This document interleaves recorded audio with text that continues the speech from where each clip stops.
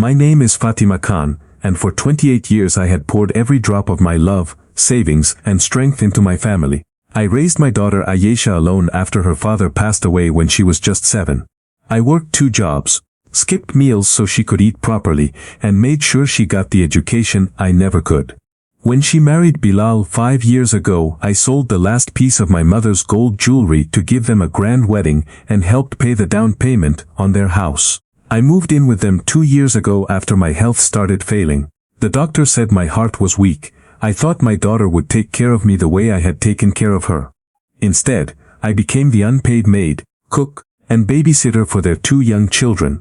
That evening started like many others. I had spent the whole day cleaning, cooking, and looking after the kids while Ayesha and Bilal were at work. Bilal came home tired and immediately started complaining. The dal was too salty, the roti wasn't soft enough, the house wasn't spotless. I stayed quiet, the way I always did, but then he said it. You're a burden, Ami. We feed you, house you, and you can't even do basic chores properly.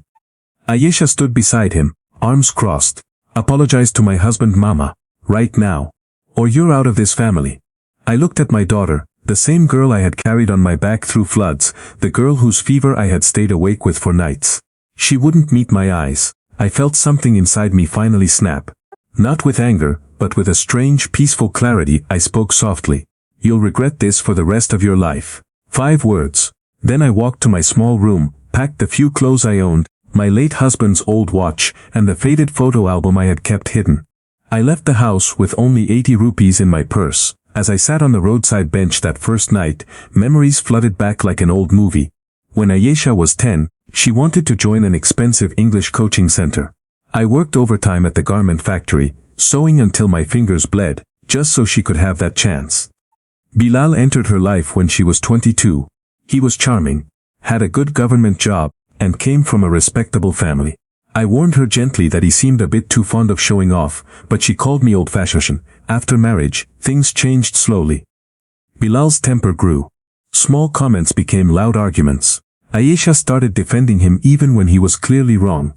I kept quiet because I didn't want to break her home. I told myself that every mother makes sacrifices. I had given them more than money.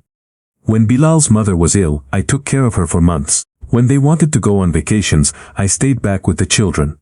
I even transferred the small plot of land my husband had left me into Ayesha's name as a gift, so they could get a loan.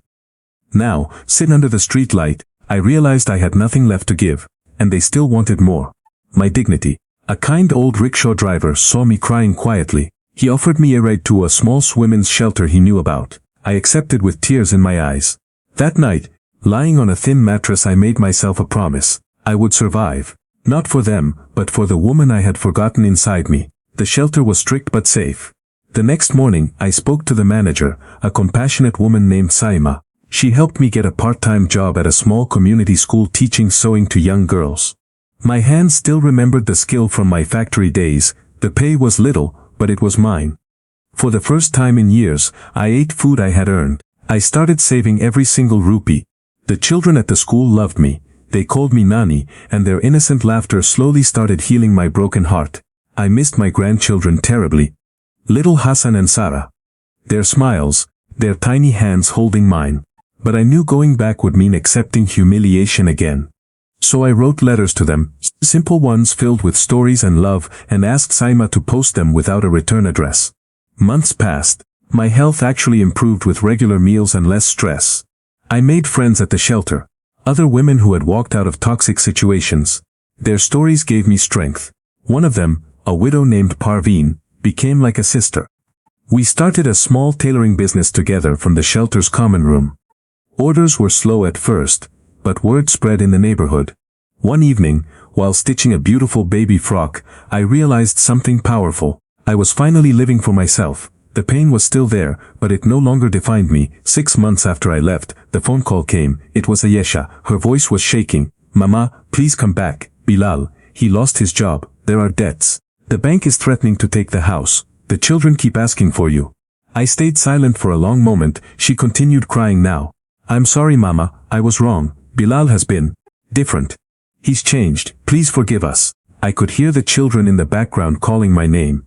My heart ached. But I remembered that night. The way she had stood by her husband's cruel words. The way she had chosen comfort over blood. "I forgave you the day I left," I said quietly, "but forgiveness doesn't mean I'll let you break me again. I will come see the children, but I won't live with you." She begged, she cried. She reminded me of all the years we had together. I listened without interrupting, then told her I would visit on the weekend. When I arrived at the house that Sunday, everything looked different. The paint was peeling. The garden I had lovingly tended was dry. Bilal sat in the corner, looking defeated. He couldn't meet my eyes. Ayesha fell at my feet, sobbing.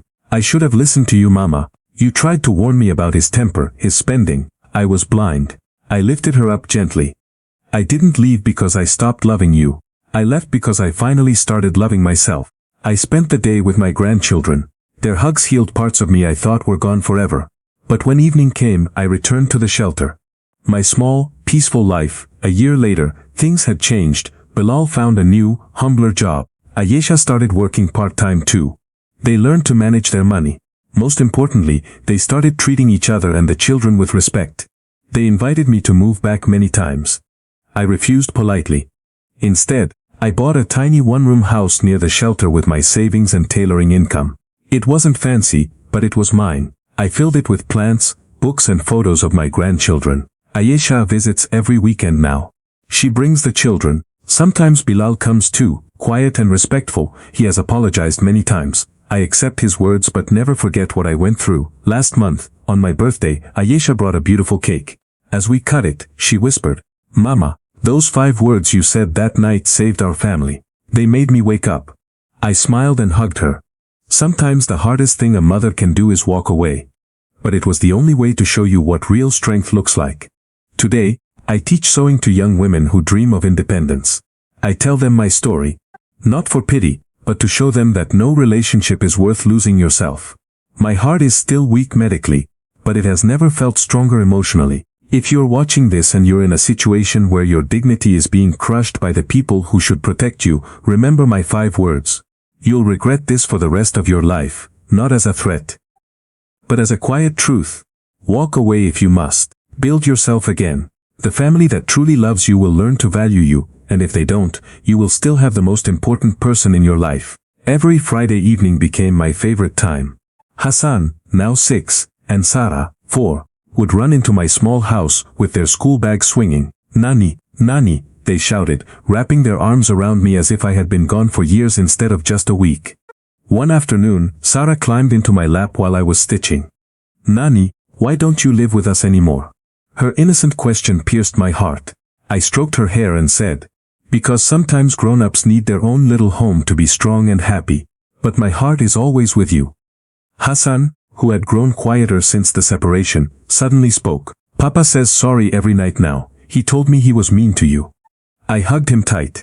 Through the children, the real healing began. They became the bridge between the broken past and a hopeful future. I started telling them bedtime stories in my new home. Stories of brave mothers, second chances, and the importance of kindness. Their eyes would light up, and for those moments, all the pain felt worth it. Ayesha watched from the doorway one day, tears in her eyes. She had started helping me with the tailoring work on weekends, learning the skills I once used to survive. "Mama, I never knew how much you carried alone," she whispered. Life, however, is never a straight road.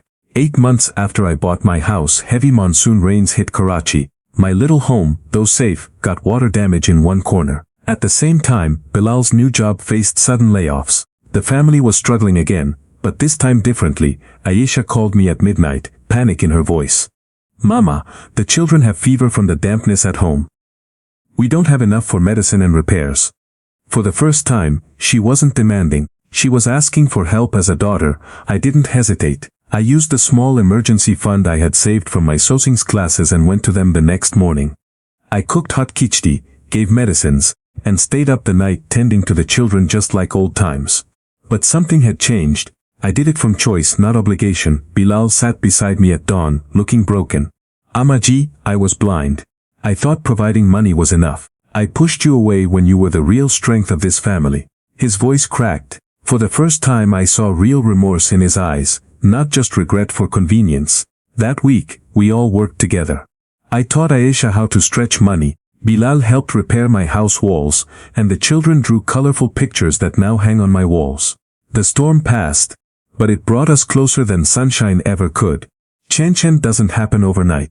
Bilal started attending counseling sessions that Ayesha found for him. He began coming to my house every Sunday to learn basic cooking so Ayesha could rest.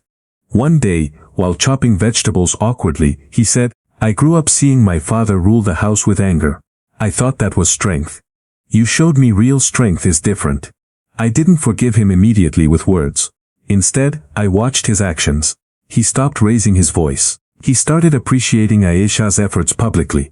Slowly, the house that once felt like a prison became a home again. My daughter bloomed in this new atmosphere. She got a promotion at her job because her mind was finally at peace. "Mama, your 5 words didn't just leave the house that day. They entered my heart," she told me during Eid. We celebrated together, not as a duty, but as a real family. With the family healing, I focused on my own dreams. The community school where I taught sewing expanded. They made me the head instructor. Soon, 20 young girls from difficult backgrounds were learning under me. I shared my full story with them in every class. "Never let anyone make you feel small," I would say, "even if it's your own blood. Your value is not in what you give up, but in what you become." My tailoring business with Parveen also grew. We started getting orders from local boutiques. With the extra income, I bought a second-hand sewing machine and even sponsored one girl's full education. My weak heart stayed steady with regular checkups that Ayesha now insisted on taking me to. One beautiful evening, I stood on my small rooftop, watching the sunset over Karachi.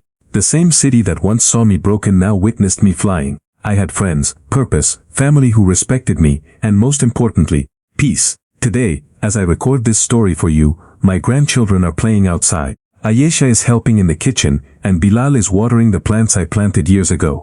Life has come full circle, but not to the same place.